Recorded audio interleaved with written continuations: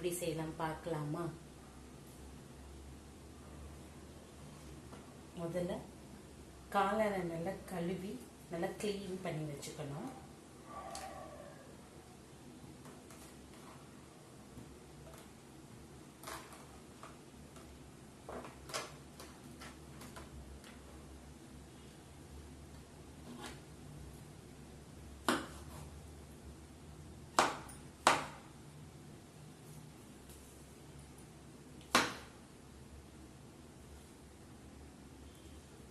நைஸாக கட் பண்ணாமல் கொஞ்சம் குண்டாக கட் பண்ணிக்கணும்.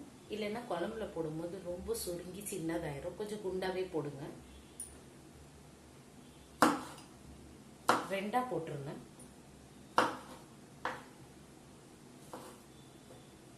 பெருசா இருந்தா மூணா கட் பண்ணி போடுங்க. இந்த மாதிரி பெருசா இருந்தா ரெண்டா கட் பண்ணி மூணா போட்டுருங்க.